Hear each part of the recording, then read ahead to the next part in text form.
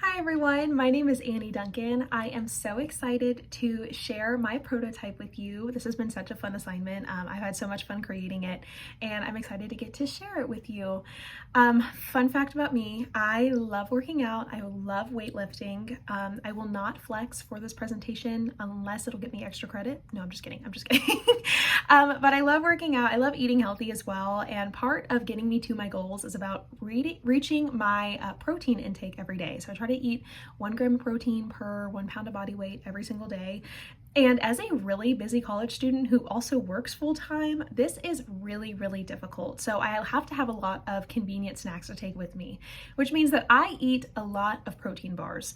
And not only do I eat them, but I suffer through eating them because I have yet to find one that I absolutely love and that hits all of the needs that I have. And this is actually a really common problem with everybody that I've spoken to. They say they have the exact same experience with protein bars. They eat them because they're convenient, but they don't really love them. They kind of feel like they're wasting their money on them as well.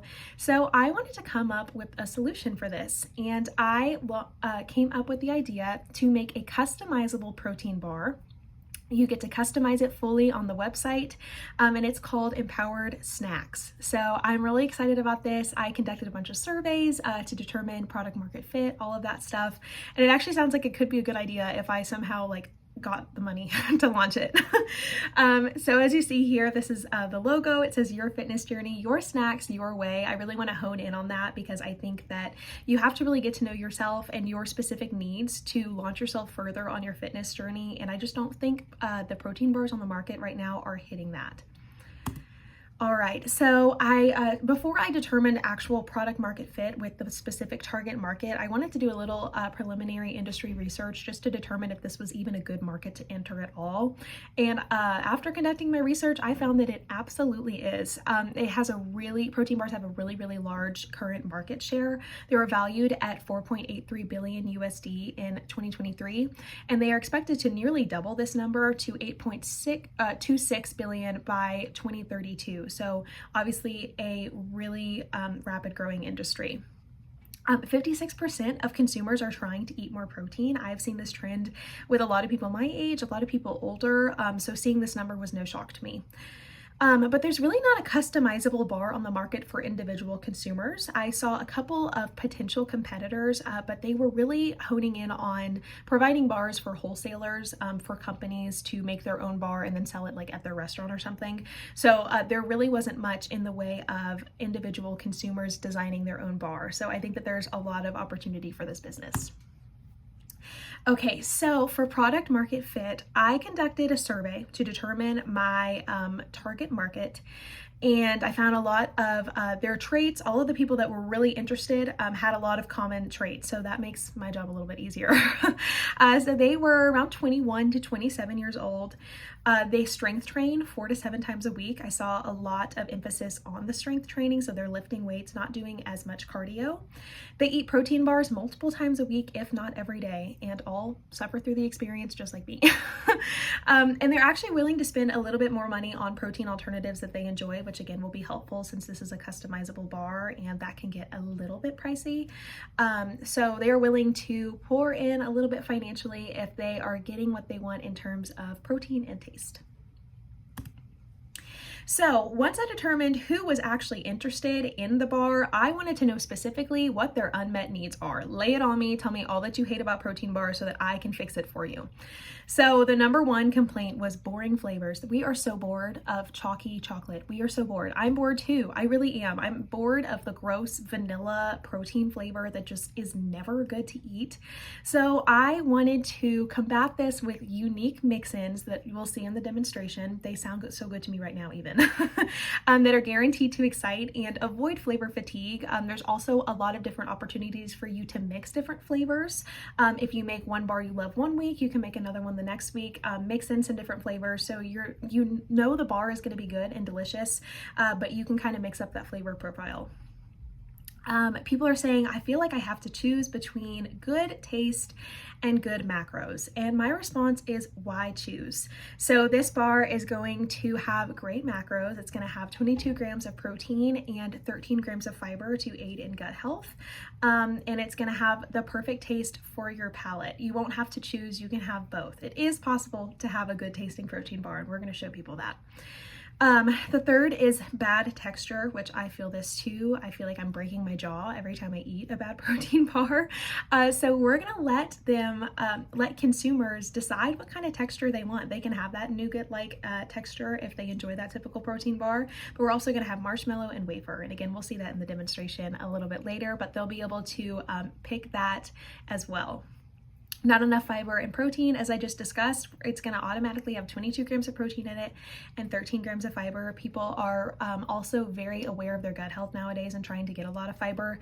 And it actually is surprisingly hard to find a protein bar that has a lot of protein in it, but also gives you a lot of fiber as well. So we want to mix those together, automatically have that bar set so that you can just focus on the taste of it. Lastly, they're saying I'm paying too much for a bar I don't love. Now, I don't want to say that they are not wanting to pay as much. They're not looking for an affordable bar per se. They're looking for a bar that is the same price as the other protein bars that they're buying, but has that flavor profile that they actually enjoy and that they're excited to spend their money on. Okay, let's jump into the demonstration. We're gonna hop up here to Empowered Snacks. Here it is. I won't get too far into the website, but I am gonna show you how you'll actually create your bar on the website. I didn't create a protein bar. I don't have the labs for that or the cooking skills, but I did create the website for how it would all be formatted if you were to create your own bar. Your fitness journey, your snacks, your way. This is the home page. Scroll down, we have a little who we are that you can pause and read. All right, but I won't waste your time reading on that. Okay, let's click here, shop all. We're gonna click here. And this takes you to the box of protein bars, and it's a 6 count. The price, we would have to do some more market research on that, but that's just what I decided for now because that's pretty typical for a delicious tasting bar. It would be around $12.50. Okay, so you get to pick 3 mix-ins, which I think is so fun. So let's pick our first one. The first 2 options are milk chocolate chips or white chocolate chips, and I would work on formatting this. If this were to be a success, I would work on formatting it or finding a website that would allow me to format it a little bit different. I had to get creative with this website. So let's do milk chocolate chips. I'm a milk chocolate girly. Okay, mix in 2 out of 3. Let's pick our next one. So we have shredded coconut, cookie dough bites, dried cherries, Oreo pieces, marshmallows, or yogurt chips. I'm gonna do coconut, which might be an unpopular opinion. Don't ruin my grade for that, okay? I love coconut. Okay, and then for the last mix in, we can do a fruit jam swirl, a peanut butter swirl, or a chocolate swirl. I'm gonna go with chocolate. I feel like peanut butter might be weird. It might work with coconut, but we're gonna go chocolate swirl today. Okay, then we get to pick our texture. So we can do wafer, marshmallow, or nougat. I love that these options are here because it will just add so much uniqueness to all of the different flavor combinations that people make. I'm gonna pick wafer. I'm wanting something crispy today. That sounds great. Okay, and then the outside layer. Let's do chocolate. I think chocolate would be the best on that. Okay, I have my perfect, beautiful bar that I will enjoy so much. You would just click add to cart and order it, and you would get it in a week's time. So you want to probably pre-order it a little bit for your week of protein bars that you can take with you to work and everything. All right, let's go back to this presentation here. All right, demonstration's done. Okay, I want to talk about the minimal set of features. All of those features that you just saw, the mix-ins, the texture, the outside layer, those were all things that people really wanted on that survey. I surveyed over 40 people, and that was what they said they wanted. So again, the big complaint was boring flavor. So I wanted to add those unique mix-ins, and because there's 3 choices, again, you can mix and match them each time you make a bar, and there's 240 possible flavor combinations. So like, how can you get bored with that? And it's really gonna give you that unique bar and flavor profile profile and just make it fun to make it every time. It's going to bring a level of excitement of what bar do I want to make today? And again, I asked for some ideal flavors on the survey. I had all of the survey takers write in any kind of flavor that they wanted, and there was an overwhelming amount of chocolate that actually tastes good, peanut butter, coconut, all of the things that we saw on there. So I think that they'll have a great time with those flavors. Okay, next is the texture. That was such a big complaint on the survey was, the texture is gross. I'm breaking my jaw when I eat it. I hate this so much. So I wanted to give them a chance to decide on the texture. The unique textures mean the bar is going to be suited for everybody. The outside layer. This might seem nitty-gritty, but honestly, I think it's a really important part of a protein bar because it is the first thing that you bite into, and you want that to genuinely taste good and be something that people enjoy. And when it comes to customization, get to pick. So I really wanted to double down on my value proposition of, it's your bar, your fitness journey, you get to decide how it tastes, and I wanted them to be able to pick that outside layer as well. And then we have the fiber and the protein. So when I conducted my survey, I gave all of the survey takers an option of ranges of different protein levels that they wanted. So it was like 10 to 14, 14 to 19, and 20 to 24 had 46% of it. So I went with that and I said, let's do a happy medium, 22 grams of protein. That's what I look for in a protein bar. And that sounded pretty popular from the survey results. And again, consumers are more aware of gut health and want fiber in their bars. So I really wanted to make sure that these were just automatically included in a bar so that when people were choosing my protein bars, that they would know that all of what they need is going to be hit perfectly and they don't have to worry about it too much. All right, expected outcomes. So my target market, they are young weightlifters and they are lifting 4 to 7 times a week. They are super, super active. Probably middle class and willing to spend money on high protein substitutes. So they're not too worried about the price of things because they're gonna be willing to splurge a little bit more financially if they know that their goals are going to be hit with the protein and taste levels. They are busy and on the go. They don't have time to sit there and cook a chicken breast to eat before work. They're gonna have to pack a bunch of protein snacks that don't need to be refrigerated so that they can eat them at work or school.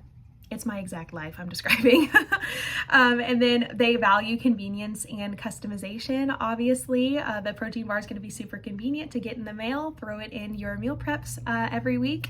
And they also want to have the unique flavors and all that they need in the bar in their control as well. They're also going to have to love food. Listen, if you're cool with the boring food, that is awesome. That is not my target market though. They want to enjoy the food that they're tasting. And to do that, we really want to target people that are foodies and that love food. And I think that will be my target market. So potential problems, high startup costs. Customization is very expensive, and I assume that I would need lots of labs to make these protein bars and make them perfect and get that perfect formula. So I think the startup costs of initially deciding how to get the perfect formula could be complicated, but once I have it and we're getting a lot of business, I don't think it would be too crazy. Potential competition. There are already some protein bars on the market that are pretty popular. While they're not meeting all of the needs that my protein bars would, they already have a lot of business. So trying to enter that market might be kind of tough. Complexity of customization. That will be difficult as well. Again, all of the labs. It'll be hard to get each individual order and make those. I'm assuming that will be pretty difficult. And then supply chain management. We're going to have to find supply chain people to partner with when it comes to delivering them, factories, warehouses to partner with as well. However, I want to talk about our opportunities for expansion. So we can partner with fitness influencers, gyms, and athletes. They could try out our bars. We could do brand deals with them. We could do a monthly subscription. I think that would be awesome. Once you find your perfect bar, we could cut you a little bit of a deal and send you weekly boxes of your protein bar so that you're fully stocked. and then adding in different snacks. So we could make chips, people could, decide what flavor they want. We could do protein powders, cookie doughs. They could add, protein cookie doughs. They could add in a bunch of like mix-ins like we already have for the protein bar. We could do ice cream as well. Custom ice cream would be delicious. So I think that there are a lot of opportunities for expansion if this were to be a success. And I hope you all could see yourself using this business. And if you couldn't see yourself using it, you don't eat enough protein bars because they really are gross. I'm just kidding. Thank you so much for watching. My name is Annie and I'll see you next time.